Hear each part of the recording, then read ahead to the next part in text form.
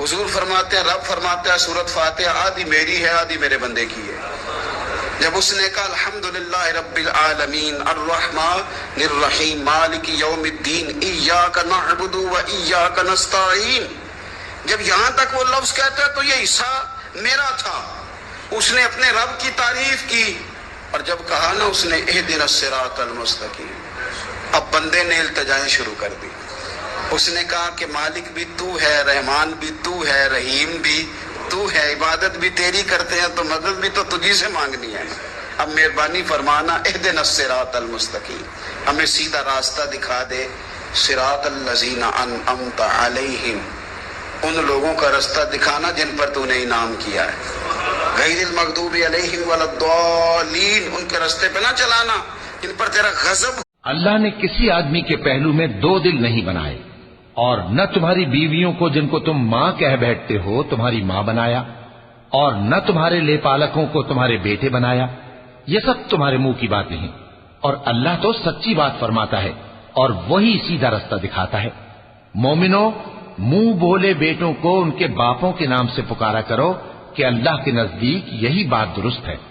اگر تم کو ان کے باپوں کے نام معلوم نہ ہو تو دین میں وہ تمہارے بھائی اور دوست ہیں، اور جو بات غلطی سے ہو گئی ہو اس کا تم پر کچھ گناہ نہیں، لیکن جو قصد دلی سے کرو اس پر مواخذہ ہے، اور اللہ بخشنے والا ہے۔ اور ماں باپ کے ساتھ بھلائی کرتے رہو، اگر ان میں سے ایک یا دونوں تمہارے سامنے بڑھاپے کو پہنچ جائیں تو ان کو اف تک نہ کہنا، اور نہ انہیں جھڑکنا، اور ان سے بات ادب کے ساتھ کرنا، اور عجز و نیاز سے ان کے آگے جھکے رہو، اور ان کے حق میں دعا کرو کہ اے پروردگار، جیسا انہوں نے مجھے بچپن میں شفقت سے پرورش کیا ہے تو بھی ان کے حال پر رحمت فرما۔ لوگوں کو ان کی خواہشوں کی چیزیں یعنی عورتیں اور بیٹے اور سونے اور چاندی کے بڑے بڑے ڈھیر اور نشان لگے ہوئے گھوڑے اور مویشی اور کھیتی بڑی زینت دار معلوم ہوتی ہیں، مگر یہ سب دنیا ہی کی زندگی کے سامان ہیں، اور اللہ کے پاس بہت اچھا ٹھکانہ ہے۔ اور ہم ہی نے انسان کو پیدا کیا ہے، اور جو خیالات اس کے دل میں گزرتے ہیں ہم ان کو جانتے ہیں، اور ہم تو رگ جان سے بھی زیادہ اس کے قریب ہیں۔ جب وہ کوئی کام کرتا ہے تو دو لکھنے والے جو دائیں بائیں بیٹھے ہیں لکھ لیتے ہیں، کوئی بات اس کی زبان پر نہیں آتی مگر ایک نگہبان اس کے پاس لکھ لینے کو تیار رہتا ہے۔ اور ایسے لوگوں کو ڈرنا چاہیے جو ایسی حالت میں ہوں کہ اپنے بعد ننھے ننھے بچے چھوڑ جائیں، اور ان کو ان کی نسبت خوف ہو کہ ہمارے مرنے کے بعد ان بیچاروں کا کیا ہوگا۔ پس چاہیے کہ یہ لوگ اللہ سے ڈریں اور درست بات کہیں۔ جو لوگ یتیموں کا مال ناجائز طور پر کھاتے ہیں وہ اپنے پیٹ میں آگ بھرتے ہیں اور ضرور دوزخ میں ڈالے جائیں۔ وہ تو دلوں کی باتوں تک سے آگاہ ہے، اور زمین پر کوئی چلنے پھرنے والا نہیں مگر اس کا رزق اللہ کے ذمے ہے۔ وہ اس کے رہنے کی جگہ کو بھی جانتا ہے اور جہاں سونپا جاتا ہے اسے بھی۔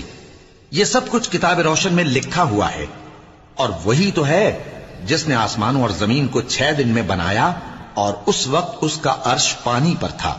تمہارے پیدا کرنے سے مقصود یہ ہے کہ وہ تم کو آزمائے کہ تم میں عمل کے لحاظ سے کون بہتر ہے۔ اے جہاد سے ڈرنے والو، تم کہیں رہو، موت تو تمہیں آ کر رہے گی، خواہ مضبوط قلعوں میں رہو۔ اور ان لوگوں کو اگر کوئی فائدہ پہنچتا ہے تو کہتے ہیں یہ اللہ کی طرف سے ہے، اور اگر کوئی مصیبت پہنچتی ہے تو اے پیغمبر تم سے کہتے ہیں کہ یہ آپ کی وجہ سے ہمیں پہنچی ہے۔ کہہ دو کہ رنج و راحت سب اللہ ہی کی طرف سے ہے۔ اللہ انصاف اور احسان کرنے اور رشتہ داروں کو خرچ سے مدد دینے کا حکم دیتا ہے، اور بے حیائی اور نامعقول کاموں سے اور سرکشی سے منع کرتا ہے، اور تمہیں نصیحت کرتا ہے تاکہ تم یاد رکھو۔ اور جب اللہ سے عہد کرو تو اس کو پورا کرو، اور جب پکی قسمیں کھاؤ تو ان کو مت توڑو کہ تم اللہ کو اپنا ضامن مقرر کر چکے ہو، اور جو کچھ تم کرتے ہو اللہ اس کو جانتا ہے۔ مگر رب العالمین میرا دوست ہے، جس نے مجھے پیدا کیا ہے سو وہی مجھے راستہ دکھاتا ہے، اور وہ جو مجھے کھلاتا اور پلاتا ہے، اور جب میں بیمار پڑتا ہوں تو مجھے شفا بخشتا ہے، اور وہ جو مجھے موت دے گا اور پھر زندہ کرے گا، اور وہ جس سے میں امید رکھتا ہوں کہ قیامت کے دن میرا قصور بخشے گا۔ اور قرض تھوڑا ہو یا بہت اس کی دستاویز کے لکھنے لکھانے میں سستی نہ کرنا، یہ بات اللہ کے نزدیک نہایت قرین انصاف ہے، اور شہادت کے لیے بھی یہ بہت درست طریقہ ہے۔ اس سے تم کو کسی طرح کا شک و شبہ بھی نہیں پڑے گا۔ ہاں، اگر سودا دست بدست ہو جو تم آپس میں لیتے دیتے ہو، تو اگر ایسے معاملے کے دستاویز نہ لکھو تو تم پر، اور جب ایک اکیلے اللہ کا ذکر کیا جاتا ہے تو جو لوگ آخرت پر ایمان نہیں رکھتے ان کے دل گھٹ جاتے ہیں، اور جب اللہ کے سوا اوروں کا ذکر کیا جاتا ہے تو فوراً خوش ہو جاتے ہیں۔ کہو کہ اے اللہ، اے آسمانوں اور زمین کے پیدا کرنے والے، پوشیدہ اور ظاہر کے جاننے والے، تو ہی اپنے بندوں میں ان باتوں کا جن میں وہ اختلاف کرتے رہے ہیں فیصلہ کر۔ اے نبی صلی اللہ علیہ وآلہ وسلم، کیا ہم نے تمہاری خاطر تمہارا سینہ کھول نہیں دیا، اور تم پر سے تمہارا وہ بوجھ بھی اتار دیا جس نے تمہاری کمر جھکا دی تھی، اور ہم نے تمہاری خاطر تمہارا ذکر بلند کیا، سو یقیناً مشکل کے ساتھ آسانی بھی ہے، بے شک مشکل کے ساتھ آسانی بھی ہے۔ سو جب تم فارغ ہوا کرو تو عبادت میں محنت کیا کرو اور اپنے پروردگار کی طرف متوجہ ہو جایا، اور اللہ ہی نے ہر چلنے پھرنے والے جاندار کو پانی سے پیدا کیا، تو ان میں سے بعض ایسے ہیں کہ پیٹ کے بل چلتے ہیں، اور بعض ایسے ہیں جو 2 پاؤں پر چلتے ہیں، اور بعض ایسے ہیں جو 4 پاؤں پر چلتے ہیں۔ اللہ جو چاہتا ہے پیدا کرتا ہے، بے شک اللہ ہر چیز پر قادر ہے۔ ہم ہی نے روشن آیتیں نازل کی ہیں، اور اللہ جس کو چاہتا ہے سیدھے راستے کی طرف ہدایت کرتا ہے۔ لوگو، اللہ کا وعدہ سچا ہے تو تم کو دنیا کی زندگی دھوکے میں نہ ڈال دے، اور نہ بڑا فریبی یعنی شیطان تمہیں اللہ کے نام سے فریب دے۔ شیطان تمہارا دشمن ہے، تم بھی اسے دشمن ہی سمجھو۔ وہ اپنے پیروں کے گروہ کو بلاتا ہے تاکہ وہ دوزخ والوں میں ہو جائیں۔ اللہ نے فرمایا کہ اے ابلیس، جس شخص کو میں نے اپنے ہاتھوں سے بنایا اس کے آگے سجدہ کرنے سے تجھے کس چیز نے منع کیا؟ کیا تو غرور میں آ گیا یا اونچے درجے والوں میں تھا؟ بولا کہ میں اس سے بہتر ہوں، کہ تو نے مجھ کو آگ سے پیدا کیا اور اسے مٹی سے بنایا۔ فرمایا بس یہاں سے نکل جا، تو مردود ہے، اور تجھ پر قیامت کے دن تک میری لعنت پڑتی رہے گی۔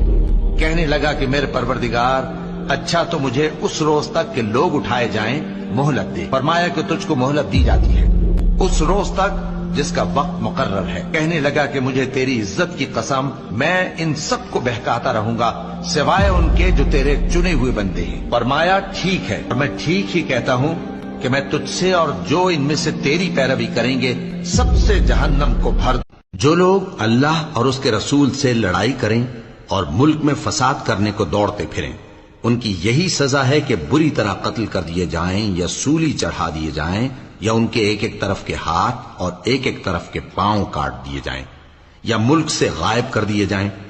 یہ تو دنیا میں ان کی رسوائی ہے، اور آخرت میں ان کے لیے بڑا بھاری عذاب تیار ہے۔ ہاں، جن لوگوں نے اس سے پیشتر کہ تمہارے قابو آ جائیں توبہ کر لی، تو جان رکھو کہ اللہ بخش۔ اللہ سے ڈرا کرو اور بات سیدھی کہا کرو، وہ تمہارے سب کام سنوار دے گا اور تمہارے گناہ بخش دے گا۔ اور جو شخص اللہ اور اس کے رسول صلی اللہ علیہ وآلہ وسلم کی فرمانبرداری کرے گا تو بے شک بڑی مراد پائے گا۔ محمد صلی اللہ علیہ وآلہ وسلم تمہارے مردوں میں سے کسی کے والد نہیں ہیں، لیکن اللہ کے پیغمبر اور نبیوں کی مہر یعنی سلسلہ نبوت کو ختم کر دینے والے ہیں، اور اللہ ہر چیز سے واقف ہے۔ اے اہل ایمان، اللہ کا بہت بہت ذکر کیا کرو اور صبح و شام اس کی پاکی بیان کرتے رہو، کہ وہ دن آ کر رہے گا جس دن وہ زلزلہ آئے گا، پھر اس کے پیچھے اور زلزلہ آئے گا۔ اس دن لوگوں کے دل خوف زدہ ہوں گے اور آنکھیں جھکی ہوئی۔ کافر کہتے ہیں کیا ہم الٹے پاؤں پھر لوٹیں گے؟ بھلا جب ہم کھوکھلی ہڈیاں ہو جائیں گے تو پھر زندہ کیے جائیں گے؟ کہتے ہیں کہ یہ لوٹنا تو سراسر نقصان کا لوٹنا ہوگا۔ تو بس وہ ایک ڈانٹ ہوگی، اس وقت وہ سب میدان حشر میں آ جمع ہوں گے۔ کیا اللہ اپنے بندے کو کافی نہیں؟ اور اے نبی، یہ تم کو ان لوگوں سے جو اللہ کے سوا ہیں یعنی غیر اللہ سے ڈراتے ہیں، اور جس کو اللہ گمراہ رہنے دے اسے کوئی ہدایت دینے والا نہیں، اور جس کو اللہ ہدایت دے اس کو کوئی گمراہ کرنے والا نہیں۔ کیا اللہ عزت والا بدلہ لینے والا نہیں ہے؟ اور اگر تم ان سے پوچھو کہ آسمانوں اور زمین کو کس نے پیدا کیا تو کہہ دیں گے کہ اللہ نے۔ कहो कि भला देखो तो जिनको तुम अल्लाह के सिवा पुकारते हो, अगर अल्लाह मुझको कोई तकलीफ पहुंचानी चाहे तो क्या वो उस तकलीफ को दूर कर सकती हैं?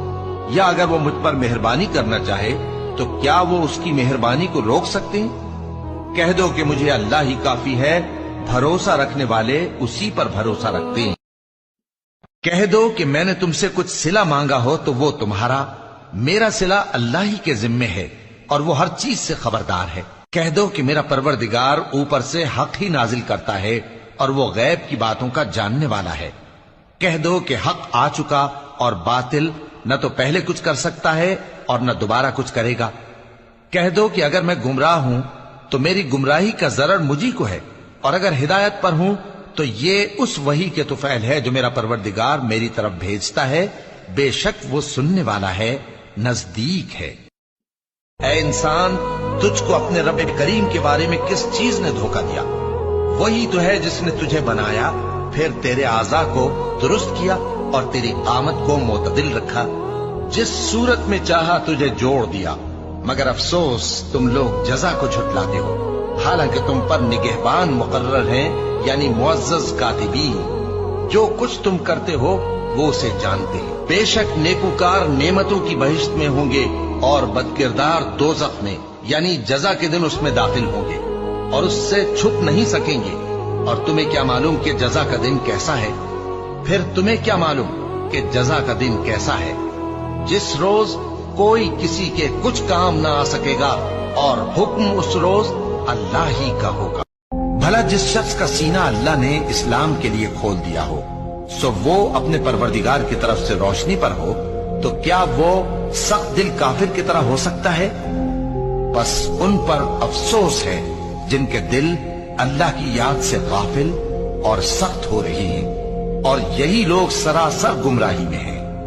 मुसलमानों, तुम्हारे दोस्त तो अल्लाह और उसके पैगंबर और वो मोमिन ही है जो नमाज पढ़ते और ज़कात देते और अल्लाह के आगे झुकते हैं। और जो शख्स अल्लाह और उसके पैगंबर और मोमिनों से दोस्ती करेगा तो वो अल्लाह की जमात में से होगा, और अल्लाह की जमात ही गलबा पाने वाली है।